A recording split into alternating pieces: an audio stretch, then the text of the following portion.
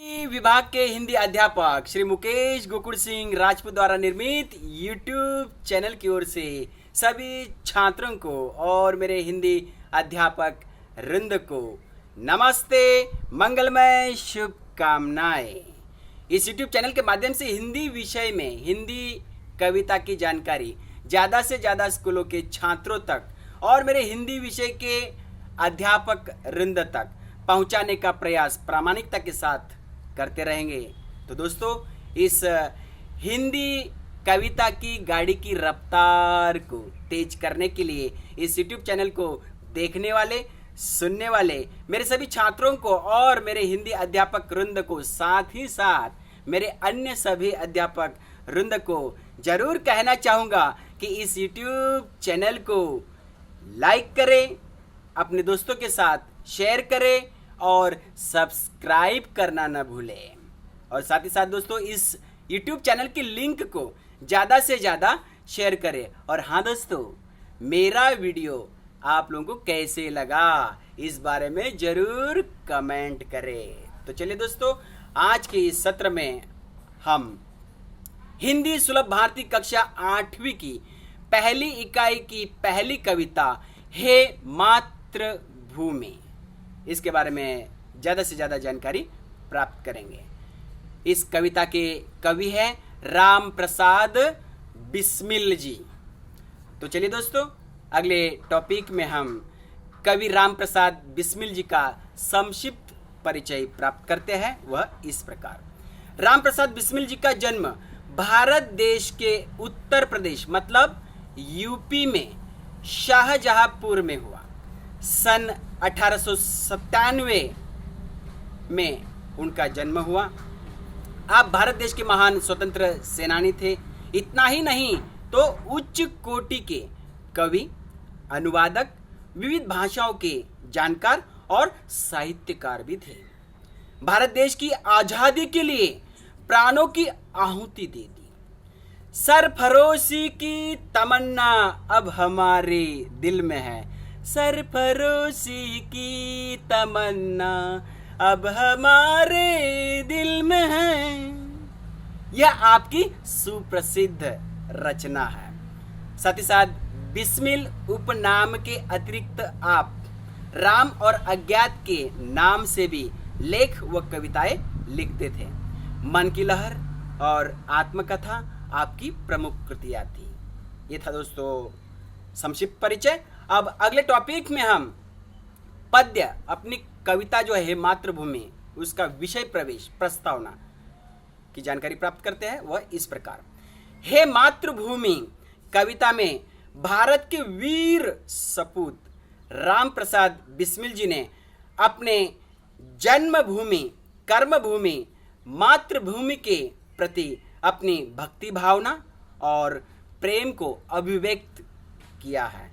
कवि कामना करते हैं कि खुशी खुशी मातृभूमि की सेवा करते हुए समय आने पर प्राणों का बलिदान भी करना चाहिए। यही संदेश हे मातृभूमि कविता के माध्यम से सभी भारत के निवासियों को दिया है। तो चलिए दोस्तों, ये थी प्रस्तावना, विषय प्रवेश। अब हम अगले टॉपिक में कविता का सस्वर पठन जो है वह करने का प्रयास करेंगे। अब कविता का सस्वर पठन करते समय यदि आप हिंदी की कक्षा 8वीं की किताब यदि सामने रखते हैं तो और भी अच्छी बात है। तो चलिए, कविता का सस्वर पठन। पहली इकाई की पहली कविता, नाम है हे मातृभूमि, कवि है राम प्रसाद बिस्मिल जी। यहाँ पर दोस्तों पाठ्य पुस्तक पृष्ठ क्रमांक 1 आप देख सकते हैं, जिस पर यह कविता दी हुई है। तो चलिए, सस्वर पठन इस प्रकार। हे मातृभूमि, हे मातृभूमि तेरे चरणों में शीश नवाऊं। हे मातृभूमि तेरे चरणों में शीश नवाऊं। मैं भक्ति भेंट अपनी मैं भक्ति भेंट अपनी तेरी शरण में लाऊं, तेरी शरण में लाऊं। माथे पे तू हो चंदन, माथे पे तू हो चंदन, छाती पे तू हो माला, छाती पे तू हो माला। जिह्वा पे गीत तू हो मेरा, जिह्वा पे गीत तू हो मेरा। तेरा ही नाम गाऊं, तेरा ही नाम गाऊं। हे मातृभूमि तेरे चरणों में शीश नवाऊं, तेरे चरणों में शीश नवाऊं। जिससे सपूत उपजे, जिससे सपूत उपजे, श्री राम कृष्ण जैसे, श्री राम कृष्ण जैसे। उस धूल को मैं तेरी, उस धूल को मैं तेरी निज शीश पे चढ़ाऊं, निज शीश पे चढ़ाऊं। हे मातृभूमि तेरे चरणों में शीश नवाऊं, तेरे चरणों में शीश नवाऊं। अगली पंक्तियां इस प्रकार। माई समुद्र जिसकी पदरज को नित्य धोकर, माई समुद्र जिसकी पदरज को नित्य धोकर, करता प्रणाम तुझको, करता प्रणाम तुझको। मैं वे चरण दबाऊं, मैं वे चरण दबाऊं। हे मातृभूमि तेरे चरणों में शीश नवाऊं, हे मातृभूमि तेरे चरणों में शीश नवाऊं। सेवा में तेरी माता, सेवा में तेरी माता, मैं भेदभाव तजकर, मैं भेदभाव तजकर। वह पुण्य नाम तेरा, वह पुण्य नाम तेरा प्रतिदिन सुनूं सुनाऊं, प्रतिदिन सुनूं सुनाऊं। हे मातृभूमि तेरे चरणों में शीश नवाऊं, हे मातृभूमि तेरे चरणों में शीश नवाऊं। तेरे ही काम आऊं, तेरे ही काम आऊं, तेरा ही मंत्र गाऊं, तेरा ही मंत्र गाऊं। मन और देह तुम पर बलिदान मैं जाऊं, बलिदान मैं जाऊं। हे मातृभूमि तेरे चरणों में शीश नवाऊं, हे मातृभूमि तेरे चरणों में शीश नवाऊं। तो दोस्तों यह था कविता का सस्वर पठन। इसका प्रयास आप सभी छात्र भी कर सकते हैं और भी मतलब अच्छे ढंग से आप बोल सकते हैं, जैसे कि लय के साथ गीत बोला जाता है ना, पूरे सुर लय ताल के साथ, वैसे आप वैसे प्रयास कर सकते हैं। ये तो प्रामाणिक प्रयास किया है इस प्रकार से सस्वर पठन करने का। आप अपने अपने ढंग से भी सस्वर पठन जो है या गायन जो है इस कविता का कर सकते हैं दोस्तों। तो चलिए दोस्तों, अब हम अगले टॉपिक में कविता की दो दो पंक्तियों का सस्वर पठन करेंगे। उन पंक्तियों में आए हुए कठिन शब्द के जो अर्थ होते हैं बहुत महत्वपूर्ण होते हैं, उसे समझ लेंगे और साथ ही साथ इन दो दो पंक्तियों का सरल अर्थ मतलब भावार्थ को भी समझने का प्रयास करेंगे। तो चलिए अगले टॉपिक में दो दो पंक्तियों का सस्वर पठन, कठिन शब्द और भावार्थ इस प्रकार। तो चलिए पहले दो पंक्तियां। हे मातृभूमि तेरे चरणों में शीश नवाऊं, हे मातृभूमि तेरे चरणों में शीश नवाऊं। मैं भक्ति भेंट अपनी, मैं भक्ति भेंट अपनी तेरी शरण में लाऊं, तेरी शरण में लाऊं। इन दो पंक्तियों के कठिन शब्द के अर्थ इस प्रकार। मातृभूमि मतलब जिस भूमि में हमारा जन्म हुआ या रहते हैं ऐसी भूमि। चरण का मतलब पैर या पांव। शीश का मतलब सिर। नवाऊ का मतलब झुकाना। भेंट का मतलब उपहार। शरण का मतलब नतमस्तक होना। तो ये थे दोस्तों कठिन शब्द और उसके अर्थ। अब इन दो पंक्तियों का सरल अर्थ मतलब भावार्थ इस प्रकार। इन पंक्तियों में कवि राम प्रसाद बिस्मिल जी अपने मातृभूमि को नमन करके प्रेम व्यक्त करते हुए कहना चाहते हैं कि हे मातृभूमि, जन्मभूमि, मैं आपके पवित्र चरणों में मतलब पैरों पर अपना शीश अर्थात सिर जो है वह नवाना चाहता हूँ, मतलब झुकाना चाहता हूँ। मैं अपनी भक्ति स्वरूप भेंट अर्थात उपहार लेकर आपके शरण में आया हूँ, आपके शरण में आना चाहता हूँ। प्रस्तुत पंक्तियों में कवि अपने जन्मभूमि मातृभूमि पर अपना सर्वस्व अर्पित करने के लिए तत्पर है दोस्तों। यही बात इस कविता में, इस पंक्तियों में राम प्रसाद बिस्मिल जी ने कही है। तो चलिए दोस्तों अगली दो पंक्तियां इस प्रकार। माथे पे तू हो चंदन, माथे पे तू हो चंदन, छाती पे तू हो माला, छाती पे तू हो माला, जिह्वा पे, ये जबान, जिह्वा पे गीत तू हो मेरा, जिह्वा पे गीत तू हो मेरा, तेरा ही नाम गाऊं, तेरा ही नाम गाऊं।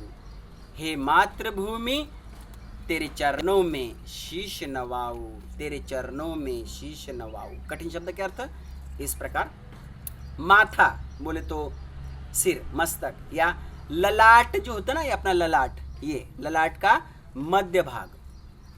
चंदन मतलब तिलक या फिर पवित्र लकड़ी चंदन का तिलक। छाती बोले तो सीना या फिर हृदय। माला का मतलब फूलों की माला होती है ना, जो ईश्वर को चढ़ाई जाती है, पहनाई जाती है, तो वही फूलों के माला के समान माला मतलब। जिह्वा मतलब ये जबान। साथ ही साथ गाऊं का मतलब गाना। ये थे कठिन शब्द और उसके अर्थ। अब दोस्तों इन दो पंक्तियों का सरल अर्थ भावार्थ इस प्रकार। इन पंक्तियों में कवि राम प्रसाद बिस्मिल जी कहते हैं कि माँ, माँ, मेरे माथे पर मतलब मेरे मस्तक पर आप ही पवित्र चंदन के तिलक के समान विराजमान हो। हे माँ, आप ही मेरे छाती पर अर्थात सीने पर, हृदय पर माला के समान, जैसे फूलों की माला होती है ना, वैसे माला के समान सुशोभित हो। माँ, मेरी जिह्वा, ये जबान होती ना, ये जबान, हाँ, मेरी जिह्वा अर्थात जीभ, जुबान पर केवल सिर्फ और सिर्फ, केवल सिर्फ और सिर्फ तेरा ही नाम हो। मेरी जबान पर केवल तेरा ही नाम हो। और माँ, मैं हमेशा सदैव आपके लिए ही और आपके नाम का ही मीठा मीठा गुणगान करता रहूं। अर्थात कवि मातृभूमि के प्रति पूर्ण रूप से समर्पण की भावना रखते हैं दोस्तों, समर्पित हो जाना चाहते हैं। यही बात इन पंक्तियों में बताई है। तो चलिए दोस्तों अगले दो पंक्तियां इस प्रकार। जिससे सपूत उपजे, जिससे सपूत उपजे, श्री राम कृष्ण जैसे, श्री राम कृष्ण जैसे, उस धूल को मैं तेरी निज शीश पे चढ़ाऊं, निज शीश पे चढ़ाऊं। तो दोस्तों कठिन शब्द के अर्थ इस प्रकार। सपूत मतलब सुपुत्र या फिर अच्छा पुत्र जिसे कहेंगे, या फिर गुणवान पुत्र। उपजे का मतलब पैदा होना। धूल का मतलब रज या फिर मिट्टी। निज का मतलब अपने या फिर स्वयं या फिर खुद। शीश का मतलब मस्तक या फिर सिर। चढ़ाऊं का मतलब चढ़ाना या फिर लगाना। तो ये थे कठिन शब्द। अब इसके सरल अर्थ इस प्रकार। इन पंक्तियों में कवि रामप्रसाद बिस्मिल जी कहना चाहते हैं कि अपने मातृभूमि ने श्री राम और श्री कृष्ण, श्री राम और श्री कृष्ण जैसे सपूत अर्थात सुपुत्रों को, अच्छे गुणवान पुत्रों को जन्म दिया है।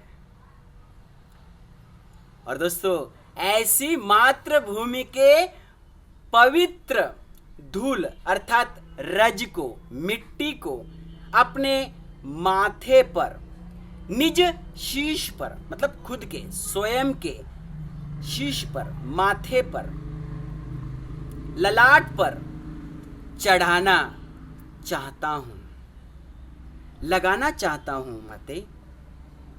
अर्थात अपने मातृभूमि के महानता के आगे कवि नतमस्तक है दोस्तों। यही बात इन पंक्तियों में कही है। तो चलिए दोस्तों, अगले दो पंक्तियां इस प्रकार। माई समुद्र जिसकी पदरज को नित्य धोकर। माई समुद्र जिसकी पदरज को नित्य धोकर, करता प्रणाम तुझको, करता प्रणाम तुझको, मैं वे चरण दबाऊं, मैं वे चरण दबाऊं। तो चलिए दोस्तों, इन पंक्तियों में आए हुए कठिन शब्द के जो अर्थ है वह इस प्रकार। माई का मतलब माँ। पदरज का मतलब पैरों की धूल या पांव की धूल। नित्य मतलब हर रोज, प्रतिदिन। चरण दबाऊ मतलब सेवा करना या फिर पैर को दबाना। ये थे कठिन शब्द और उसके अर्थ। अब इन दो पंक्तियों का सरल अर्थ इस प्रकार। कवि रामप्रसाद बिस्मिल जी कहते हैं कि हे मां, विशाल समुद्र भी सदैव आपके पदरज को अर्थात पैरों की धूल को, चरणों की धूल को नित्य अर्थात हर रोज, प्रतिदिन धोकर आपको प्रणाम करता है। ऐसे महान पवित्र पैरों को, चरणों को मैं दबाऊं अर्थात दबाना चाहता हूं। ऐसे पवित्र चरणों की सेवा करना चाहता हूं। अर्थात अपने मातृभूमि के लिए कवि सदा हमेशा के लिए तैयार रहते हैं, हमेशा सेवा करना चाहते हैं। यही बात इन पंक्तियों में कवि रामप्रसाद बिस्मिल जी ने कही हैं। तो चलिए दोस्तों, अगली दो पंक्तियां इस प्रकार।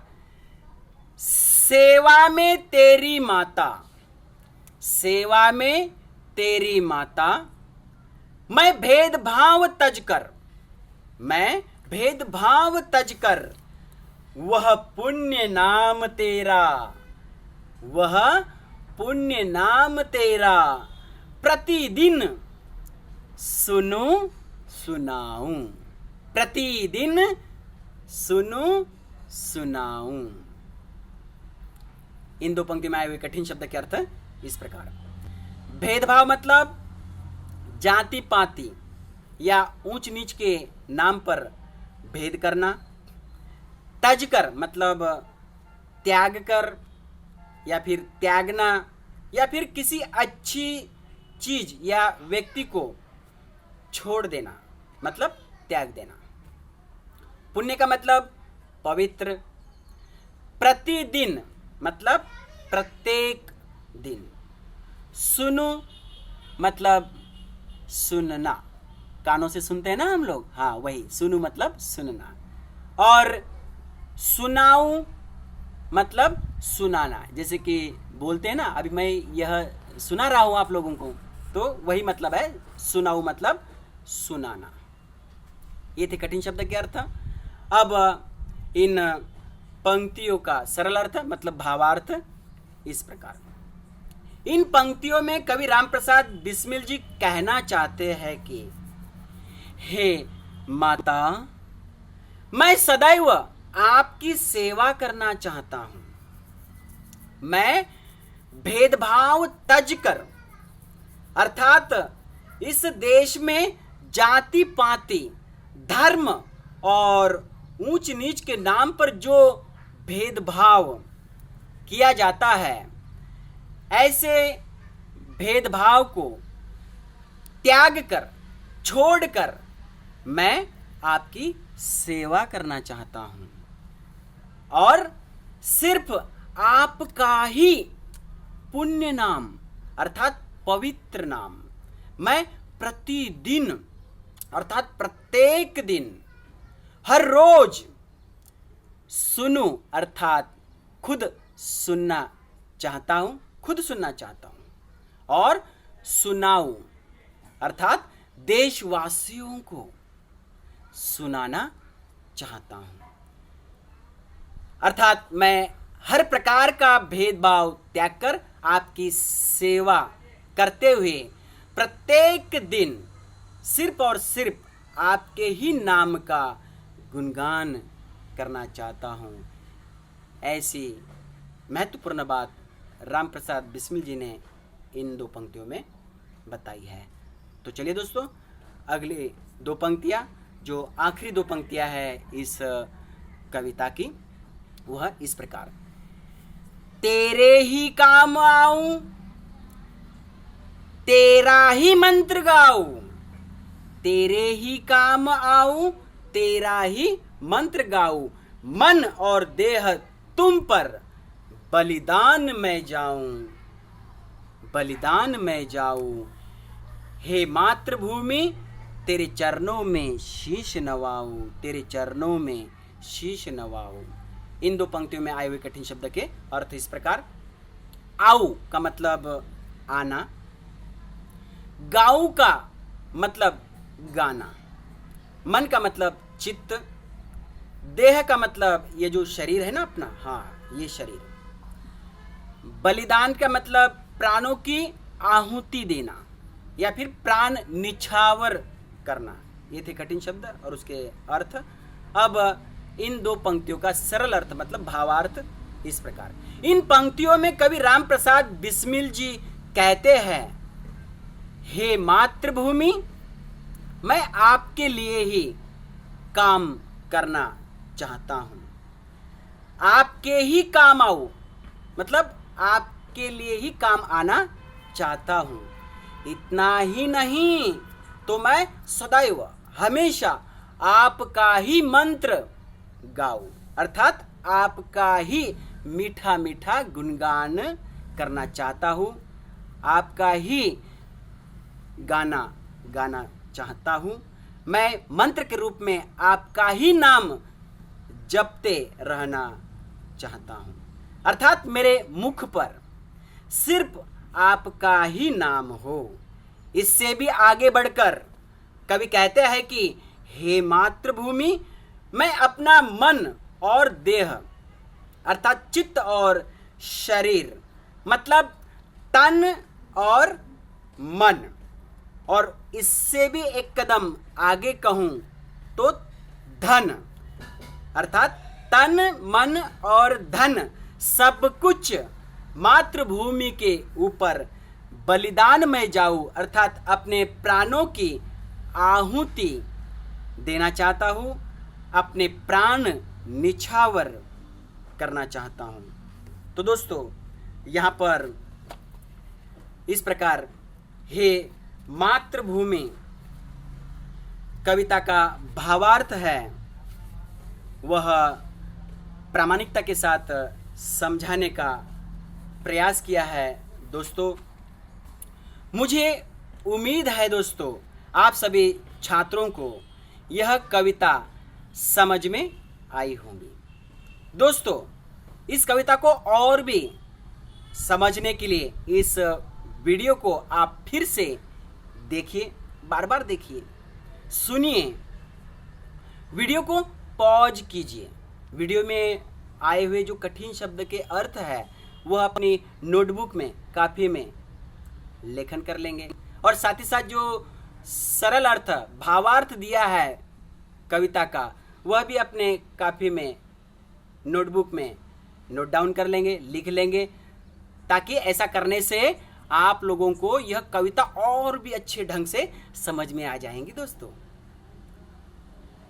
फिर से मिलते हैं अगले वीडियो में, तब तक अपना ख्याल रखिए।